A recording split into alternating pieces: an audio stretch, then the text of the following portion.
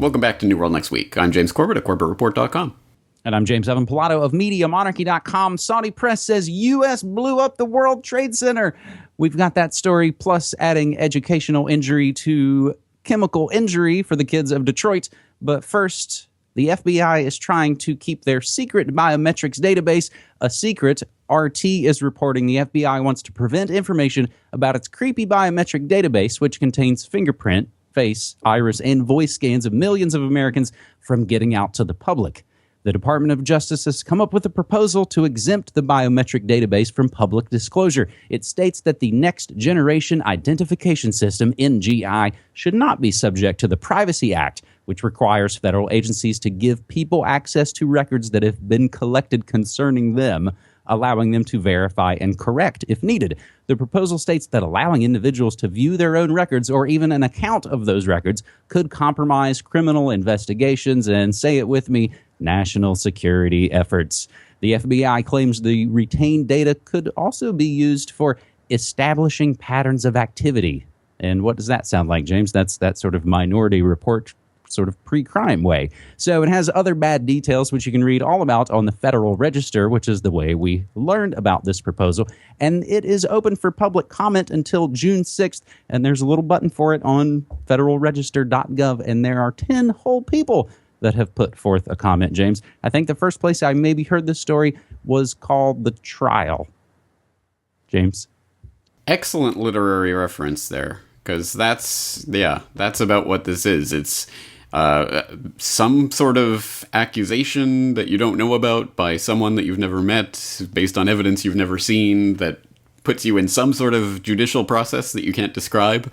That's basically what this is. And here's the secret evidence part of it anyway, which is this secret database that you're not even allowed to know anything about. You're not even supposed to know it exists, but they kind of have to slip that into the Federal Register. So, yeah, absolutely. This is the quintessence of the Kafkaesque. And there's so many different things to talk about when it comes to these databases. And we've talked about them to some extent before. We've talked about the DNA databases, and we've talked about the blood collected at birth, entered into secret military databases and things like that. We'll throw some links in the show notes so that you can see some of our reporting on this in the past. But here's another aspect to this that really just struck me as I was reading this for the first time today, is that what about the idea that these databases are always, I mean, there's always hacks going on. There's always people stealing information from various sources. Even assuming it was angels in the FBI running this type of database, would you assume that they have 100% perfect security and this information will never get out? And what in the future will crafty hackers be able to do with your, all of your information, including your DNA? I mean, that's another creepy aspect to this. When they collect and centralize this and put it behind lock and key, I mean, how safe is it anyway, even if you did trust the government to be, good stewards of this? So there's so many different aspects to this, and it's garbage. Why doesn't a John Oliver or someone like this do one of those shows where they expose this and get 1 million people to flood the comment section of this, rather than some silly political issue? Well, that's a great idea. Let's actually have people submit this to John Oliver, whether, I don't know which way, if he checks the tweets or the Fedbook or which best way, but that's a great actual solutions-oriented thing that we can actually do. And in a lot of ways, yeah, James, it's just sort of waiting until this kind of stuff gets hacked and leaked, and we see the stories constantly. And these are where I think probably screenwriters and storytellers look deeply into the news and find these kind of stories and craft what we then go to the movies later and see as some fantastical thing about, some kind of identity theft, partial enemy of the state kind of charade. James, our second story this week, we go to Detroit as Bogus Tutoring program stole $1.275 million from Detroit students. This comes via MLive. While Detroit public schools are hundreds of millions of dollars in debt, and its teachers worry about poor conditions and whether they'll even get their next paycheck, more cases of alleged corruption being exposed. The latest indictment results from an FBI Detroit Area Corruption Task Force investigation that began well over 2 years ago. U.S. Attorney Barbara L. McQuaid's office claims that Carolyn Starkey Darden, the former Detroit Public Schools Director of Grant Development, left the district after nearly 40 years in 2005, at time which the 69-year-old created multiple after-school and tutoring entities that billed and were paid at least $1.275 million fraudulently for services never administered to students. James, I may have said this before, and in a lot of ways, I guess I look at it as the microcosm, but I worry that the sort of open and public destruction of Detroit that we've sort of been watching on our newspapers, as it has actually broken, and we can see all the things going on with the Detroit water crisis and people literally turning up dead associated with it, that how many other cities and towns have this within it? And I think that sort of gets to the question, James, that I don't know that we have an answer to, but sort of what was it that destroyed Detroit? I think we have to look at Detroit as a symptom of the nexus between corporations and government. And of course, in this case, it's the GM and the car manufacturers.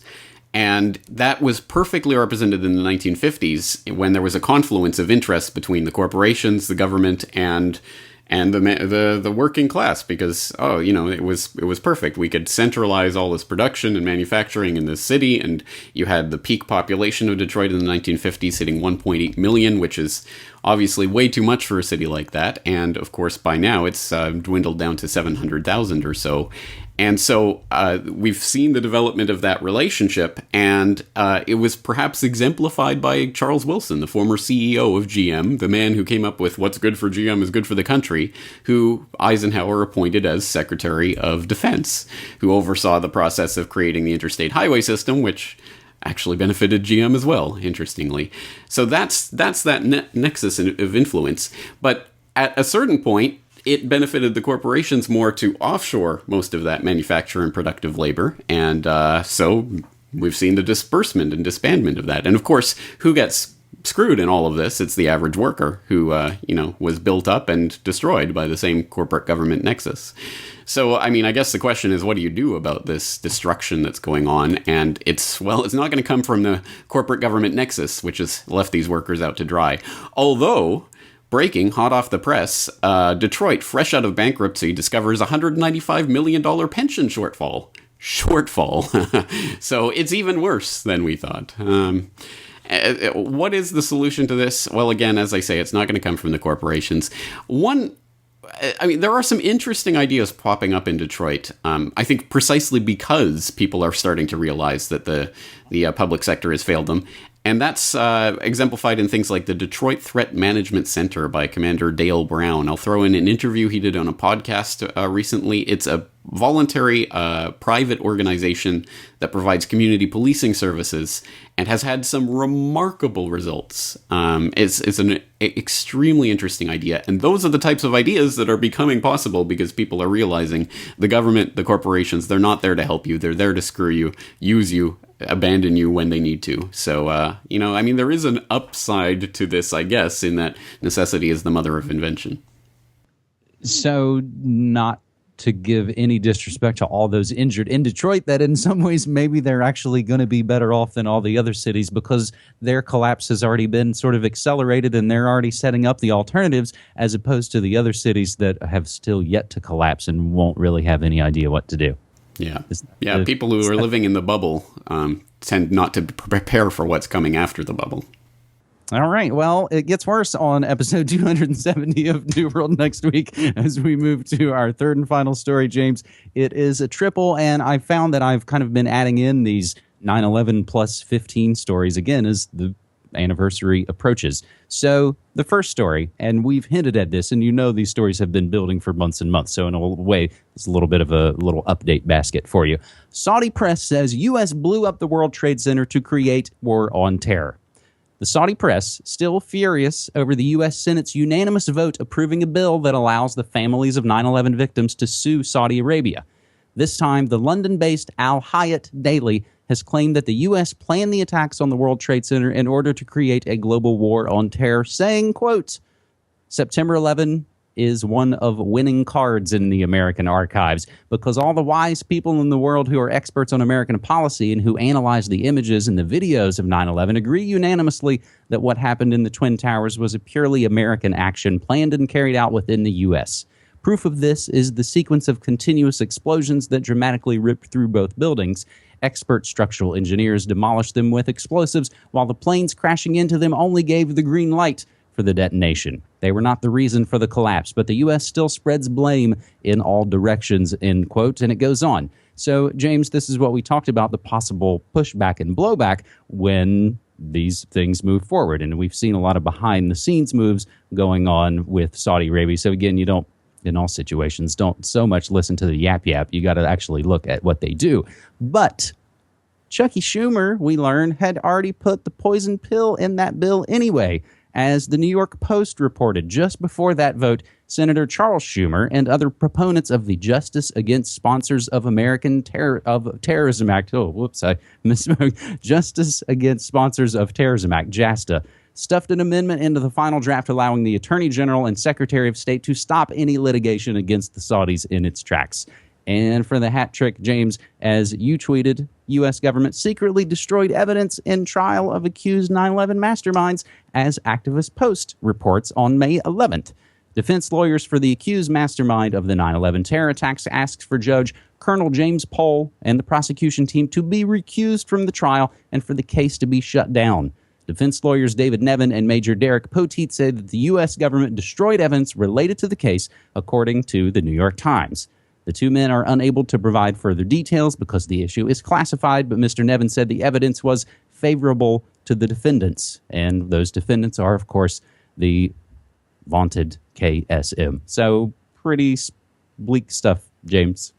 Unfortunately so. And speaking of the trial, here's another perfect example of that. Again, we can't even know what evidence they illegally destroyed in this trial because, well, you know, that would reveal too much about something that happened 15 years ago. They can't reveal what evidence they even had that they illegally destroyed in this show trial that they're putting on, which pretty much sums up the ridiculous nature of the kangaroo court they're trying to set up here and have failed to do in the past 10 years plus that they've had this guy in custody. It's amazing. It's incredible that they still haven't even managed to put on the show trial that we know they're all still trying to put on. But keep in mind, this is the same KSM who confessed 9/11 A to Z and everything else, from including assassinating the Tooth Fairy and the Easter Bunny and the Plaza Bank in Washington that it didn't even exist when he was captured, but he was plotting against it, according to this confession, which was extracted through torture, including 183 bouts of waterboarding, keeping him awake for 7.5 days at a time, making him stand for hours at a time,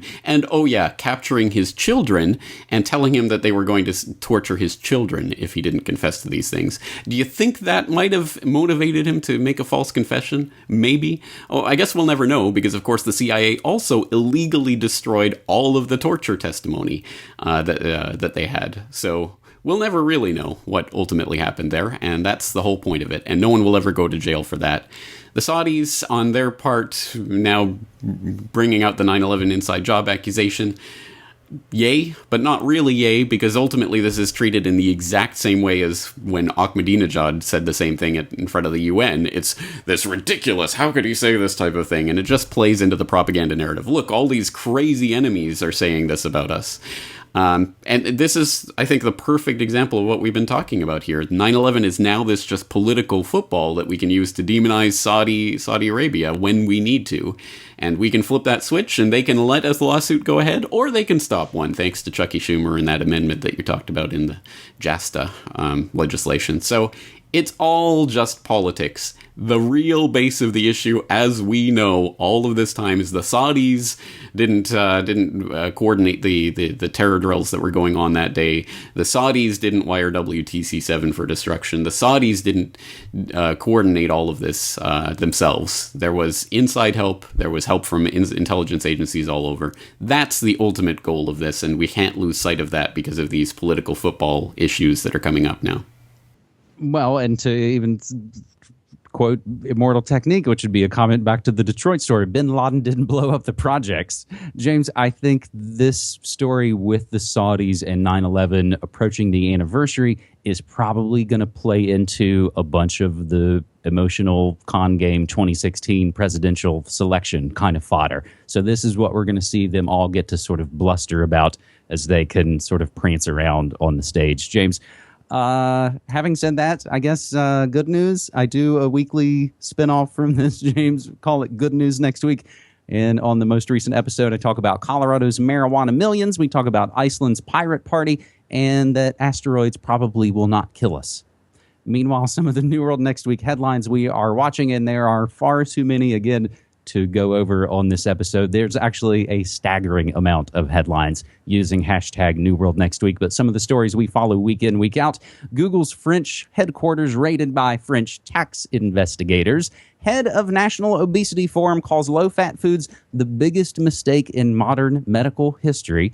And Elijah Wood clarifies he does not have firsthand knowledge of Hollywood child abuse. And James, everything is awesome. Maximum euphoria in the stock market. We know everything is good and can never go bad again. I do actually have one other bit of good news and a bit of a deprogramming note. I'm happy to announce that my daily morning show, The Morning Monarchy, is now featured on the Truth Seeker app. So that's another great way to hopefully spread this information. Let me see, my list of existential worries here.